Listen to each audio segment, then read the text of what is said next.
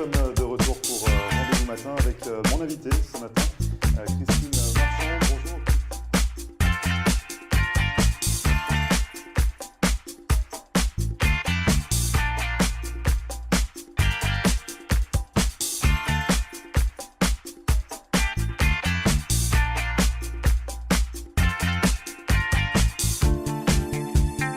Bonjour à tous, bienvenue, merci de regarder Rendez-vous Matin. Nous sommes le vendredi 15 décembre et nous sommes ici pour une émission spéciale enregistrée depuis le consulat général d'Haïti à Miami.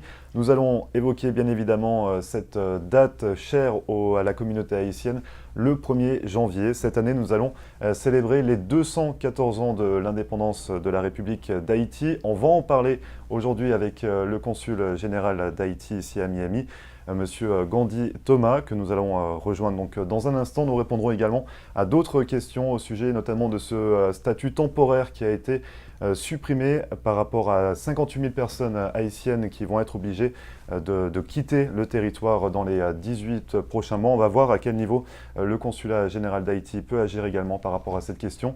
Ne bougez pas, on revient juste après ça.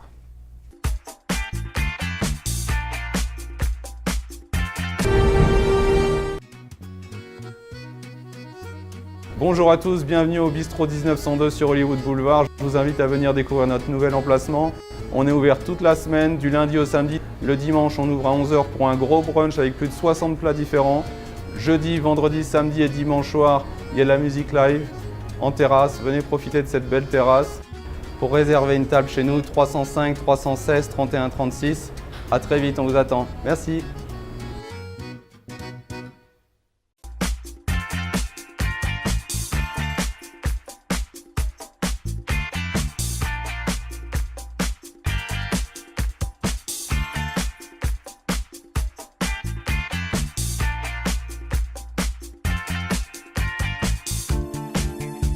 Merci à vous de regarder Rendez-vous Matin. Je vous le disais, nous sommes aujourd'hui pour une émission spéciale ici depuis le consulat général d'Haïti à Miami en compagnie de monsieur le consul Gandhi Thomas. Bonjour monsieur le consul. Bonjour, je suis heureux de vous revoir à nouveau. Donc nous sommes ici aujourd'hui pour parler de cette date spéciale qui arrive, c'est dans 15 jours aujourd'hui. On va parler du 1er janvier, de l'indépendance de la République d'Haïti. Ça va faire 214 ans. Ça date du 1er janvier 1804. Est-ce qu'on peut avoir un mot à titre personnel, vous, monsieur le consul, ce que vous pensez de cette indépendance d'Haïti? Bon, quand on fait un coup d'œil rétrospectif en arrière, pour regarder ce que représente, je pourrais dire au niveau planétaire, le 1er janvier 1804, on dira que le 1er janvier 1804, on a sonné le glas de la liberté, je crois, de la liberté, des droits de l'homme, Et nous, comme Haïtiens, moi personnellement, c'est mon identité. Partout où je vais, partout où je passe, quand on parle du 1er janvier, premièrement, être libre, quand je dis être libre et sans embâche, être libre en toute, c'est-à-dire libre entière. Et ce que ça représente pour le monde, comme je le dis, c'est l'indépendance, c'est la liberté de tous les hommes noirs. Et ce qui a fait ma fierté et qui continue de faire ma fierté, non seulement le 1er janvier 1804, après avoir eu notre indépendance, on ne s'est pas croisé les bras. On a même, on pourrait dire, on a même exporté. Et pour faire du coq à l'âne, je dis toujours à mes amis, à mes collègues, s'il s'agit, si on pouvait faire marche arrière et on fait une juxtaposition entre la liberté et les produits d'exportation, si on prend par ça, on dirait que qu'Haïti est le premier pays exportateur de la liberté. D'où nous sommes, parce qu'on ne s'est pas croisé les bras. On a été en Amérique du Sud, on a été partout avec notre flambeau en main pour dire qu'il soit peuple, que vous soyez noir, que vous soyez jaune, que vous soyez blanc, la liberté pour nous, c'est quelque chose de sacré. Donc une belle fierté, une grande liberté. Comment elle est célébrée justement chaque année? Qu'est-ce qui se passe le 1er janvier en Haïti? Le 1er janvier, il y a une chose assez marquante et au niveau de notre indépendance, de notre célébration, parfois qui échappe aux gens. Heureusement, il y a un jeune producteur, je crois qu'il réside à Miami. Il a eu un documentaire sur la soupe Dodley Alexis, le réalisateur. Alexis, la soupe de l'indépendance. Et c'est le food point de notre indépendance, que l'on dit en anglais. Comment on célèbre ça? Bon, le 31 décembre, il y a des gens qui vont à la messe, il y a des gens qui vont, ce qu'on appelle des balles, des groupes qui performent. Des rassemblements. Des rassemblements. Et 1er janvier, et au niveau officiel, le président de la République et les membres du gouvernement se déplacent pour aller à la 3e ville du pays, les Gonaïves. De là pour une messe, un tédéum, une messe solennelle, et déposer une gemme de fleurs au pied de l'un de nos héros de notre indépendance, la personne de l'empereur Jean-Jacques Dessalines. Pendant toute la journée, la seule chose il y a 3 choses, je pourrais dire, qui représentent le mai pour ce jour-là du 1er janvier. Il y a la soupe. On va passer toute la journée à chaque fois qu'on a faim de prendre de la soupe. Et on a le gâteau et on a ce qu'on appelle le liqueur. Le liqueur, c'est quelque chose avec le clairin qu'on appelle blanc d'Haïti, qu'on prépare. Et de là, on passe et on visite. Moi, je me rappelle à mon très jeune âge, quand j'étais enfant, et de là, tu vas saluer tu vas saluer la famille d'où ils vivent dans les quartiers. Et de là, tu attends qu'on te donne ce qu'on appelle des étrennes. Étrennes, c'est qu'on te donne un cadeau. Un petit peu d'argent, c'est ça? Un petit peu d'argent. Et si tu as des parents à l'étranger, je me rappelle, comme si c'était dire, lorsque mon oncle qui vivait aux États-Unis m'a envoyé un pistolet à chaque fois qui s'allume, c'était la joie. C'est comme ça qu'on fait toute notre indépendance. Et justement, par rapport à vos souvenirs d'enfance, vous parlez de 3 mets bien particuliers, la soupe, le gâteau et la liqueur, c'est ça? C'est la soupe au Giromont? La soupe au Giromont. C'est bien ça? Vous avez des souvenirs, vous, quand vous étiez enfant, de cette célébration de l'indépendance? Je me rappelle comme si c'était dire, et on continue, on est à la maison avec mes enfants, même si mes enfants embrassent 3 nationalités, d'autant plus que ma femme est vénézuélienne et ils sont nés aux États-Unis, et son père, moi en tant qu'Haïtien, mais je garde toujours cette tradition chez moi de la soupe au Giromont et qui représente, parce que je dois, comme il a écrit dans le document, la soupe au Giromont a une explication. C'était quelque chose de défendu, parce que les Français à l'époque, au 1er janvier, et pendant toute l'année, ils prenaient de la soupe. Et lorsqu'on a eu notre indépendance, on a dit finalement on peut décider de boire cette soupe juste à être ivre, quoi. Et il me semble qu'on la confectionne, enfin qu'on la prépare chaque dimanche. Chaque dimanche.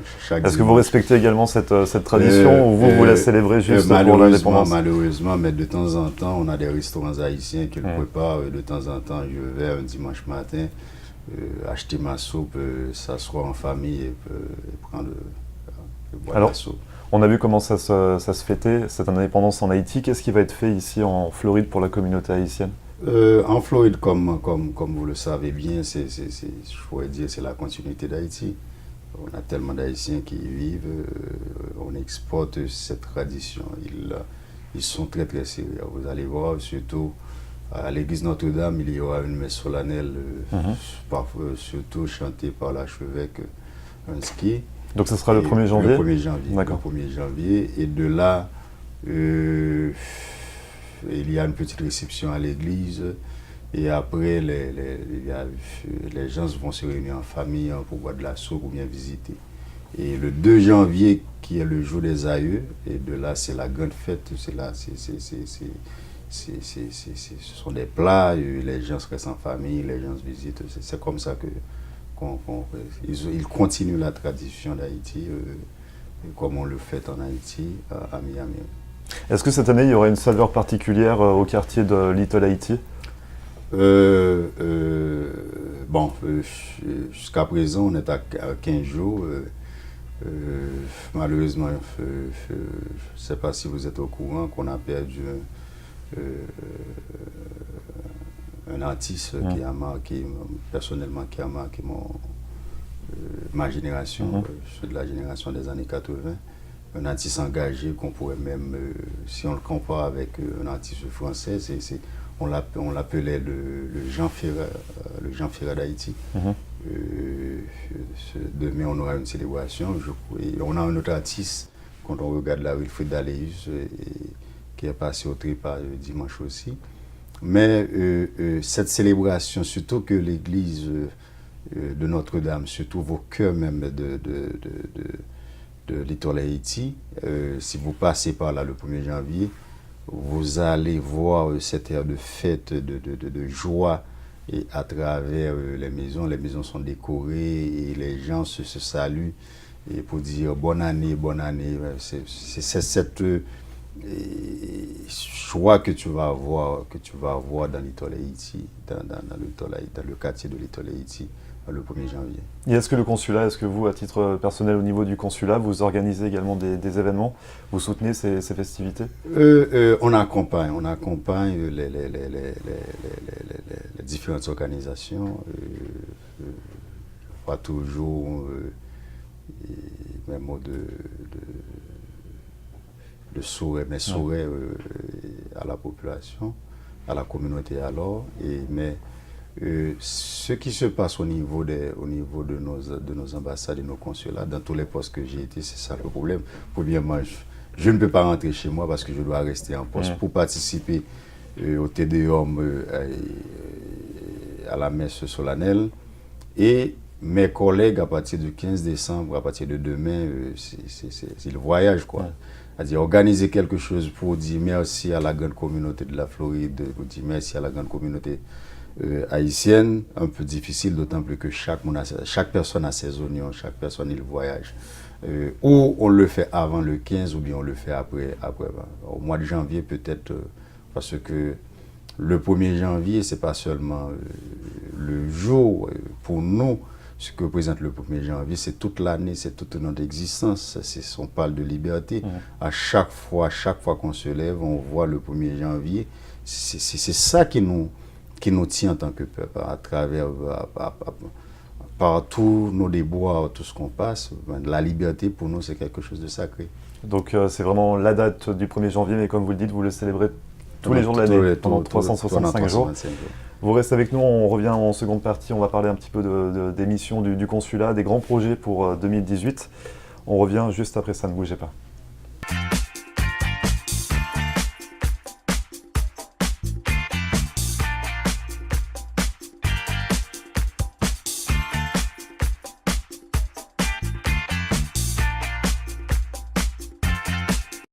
Marcel Poirier, avocate en droit de l'immigration américaine et membre du barreau de la Floride. Ma vocation est de conseiller mes clients et de protéger vos intérêts afin que vous soyez en mesure de réaliser votre rêve américain qui est toujours bien vrai et réel aujourd'hui. Surtout, n'oubliez jamais qu'un mauvais conseil légal peut vous coûter votre futur et celui de votre famille. N'hésitez pas à nous contacter par téléphone ou sur mon site internet à marcelpoirier.com et nous serons très heureux, mon staff et moi-même, de répondre à vos questions et de vous recevoir au cabinet, j'espère très bientôt.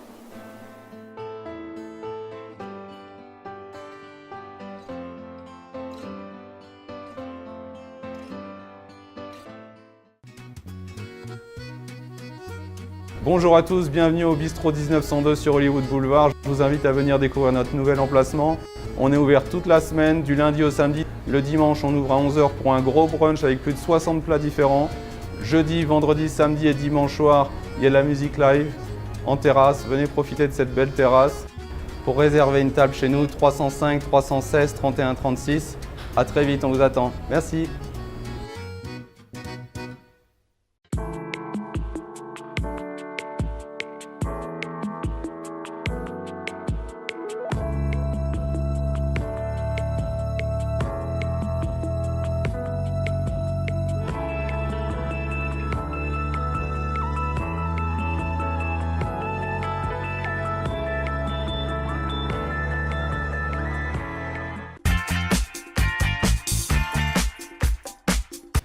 Merci à vous de regarder Rendez-vous Matin. Nous sommes toujours ici depuis le consulat général d'Haïti à Miami en présence de monsieur le consul Gandhi Thomas.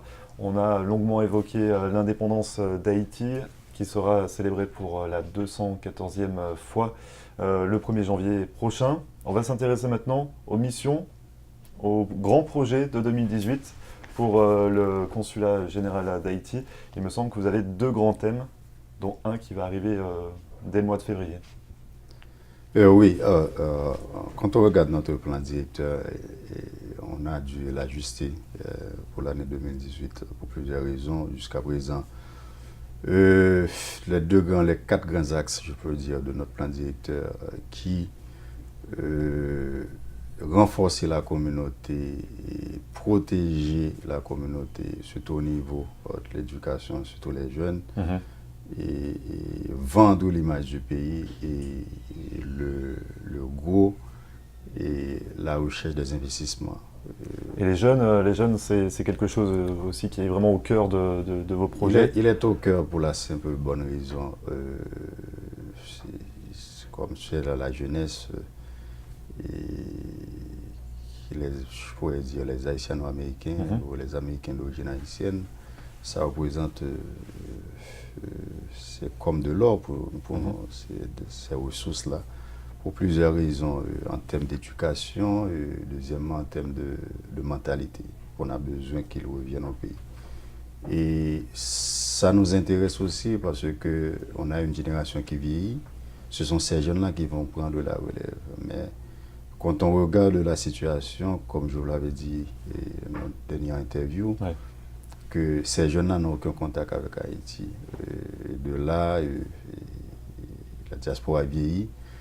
Dans 5, dans 10 ans, on va avoir le transfert qui se fait sur Haïti, ça va diminuer.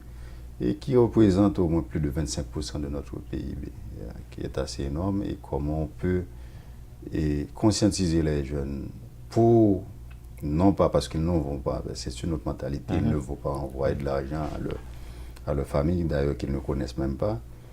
Mais comment retourner au pays pour faire du tourisme, retourner au pays pour faire des affaires, c'est notre tâche. Et justement, qu'est-ce qui va être mis en place on a eu l'année dernière une conversation, une réunion avec la présidente du collège de Miami, ce qu'on appelle le Miami-Dade College.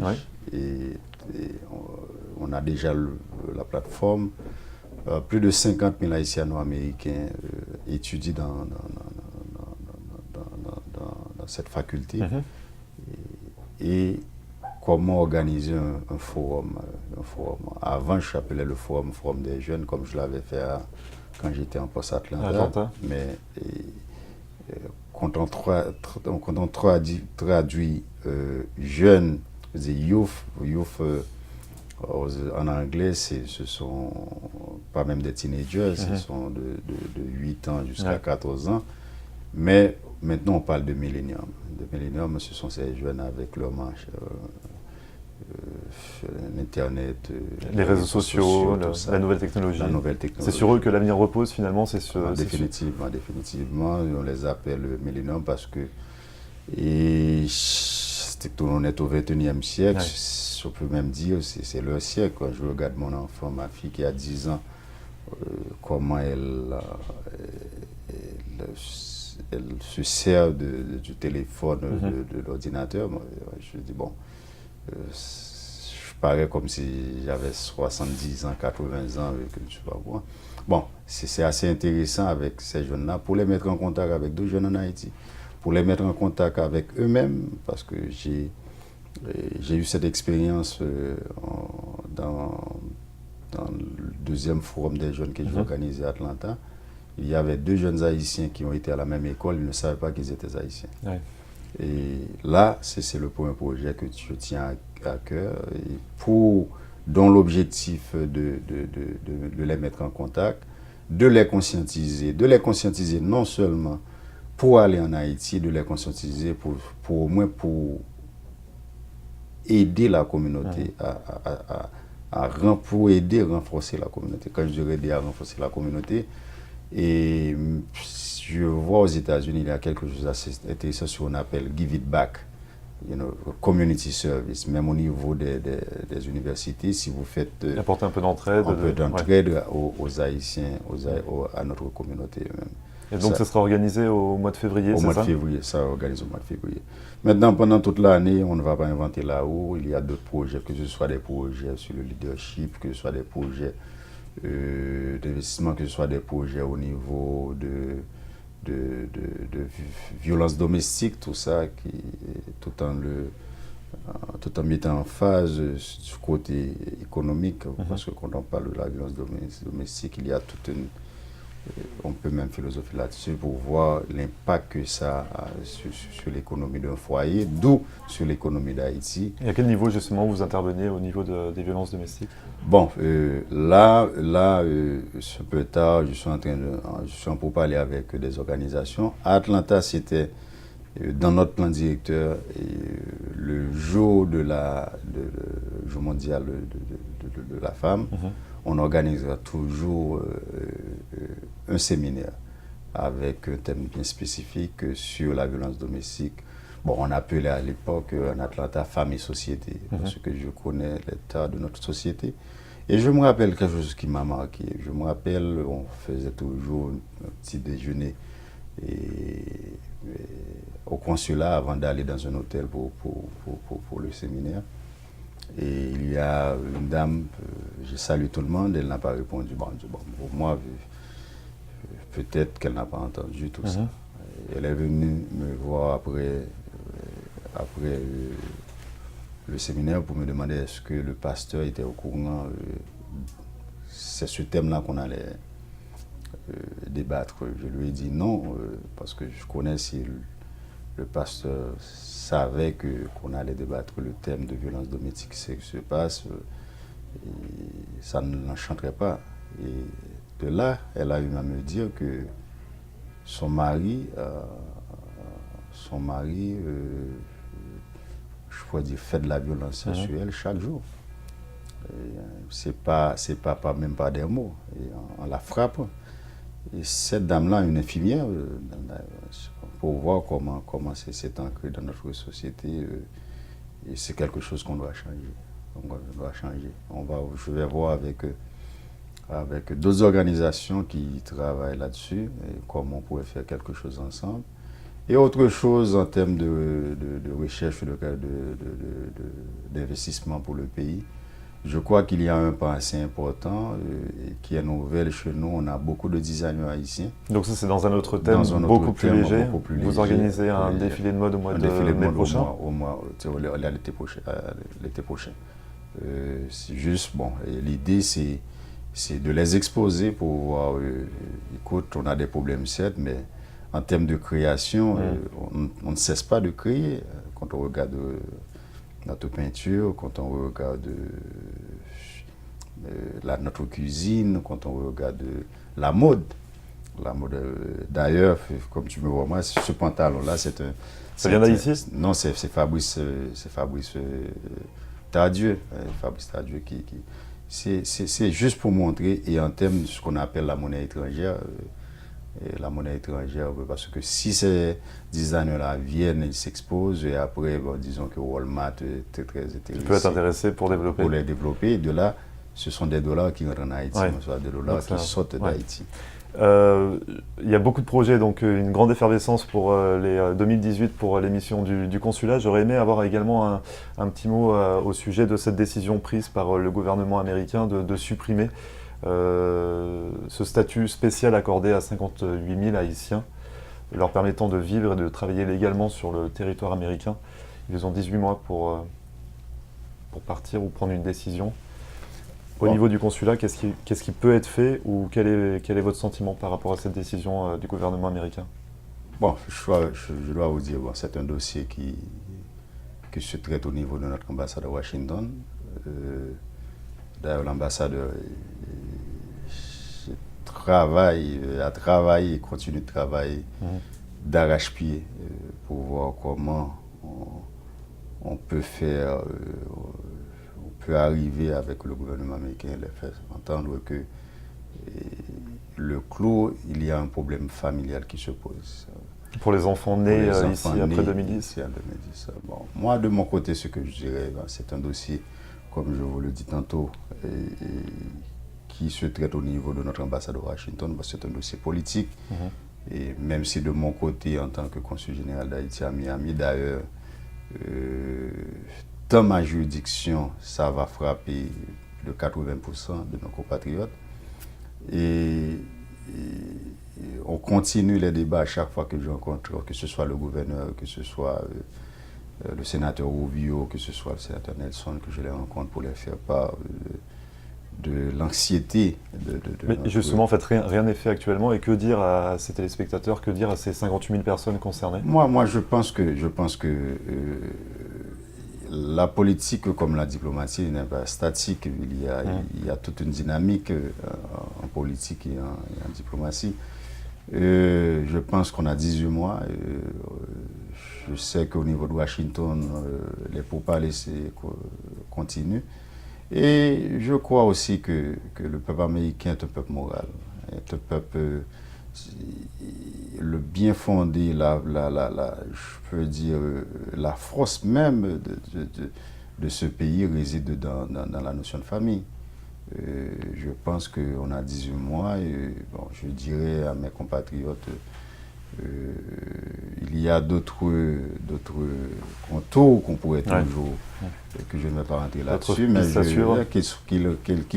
à ma côté, qu'elle soit sereine, qu'on attend, le gouvernement haïtien travaille pour faire, parce que au niveau de la diplomatie, bon, un pays peut décider qui reste, à qui il donne, je pourrais dire, l'avantage, à qui il donne le pouvoir de rester chez lui ou pas.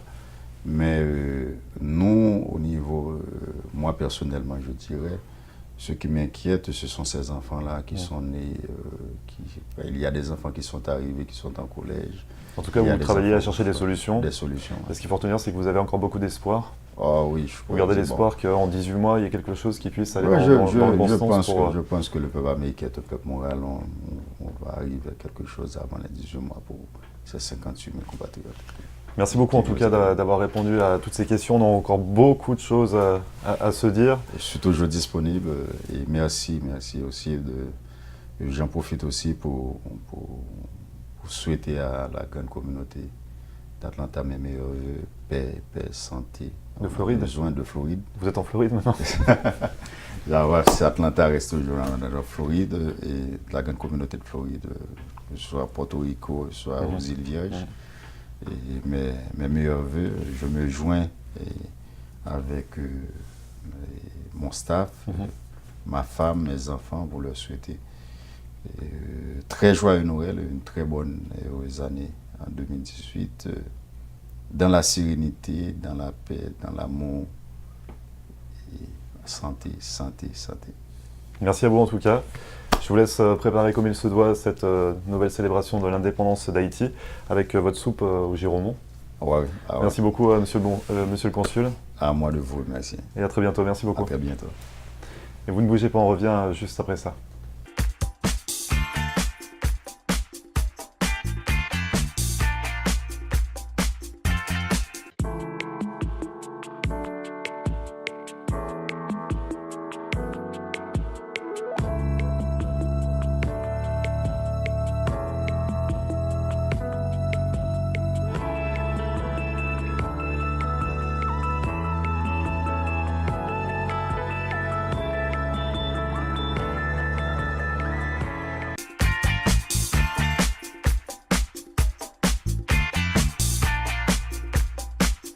Merci à vous d'avoir suivi cette émission spéciale consacrée à l'indépendance d'Haïti, les 214 ans qui seront célébrés le 1er janvier prochain. J'étais aujourd'hui en compagnie du consul général d'Haïti à Miami, monsieur Gandhi Thomas. Nous avons enregistré l'émission ici en direct du consul d'Haïti à Miami. Je vous souhaite une excellente journée. Cette émission est à retrouver en podcast, comme à chaque fois sur notre page Facebook, floride.tv. Et on se retrouve lundi pour une nouvelle émission dès 9h. Très bon week-end et à lundi.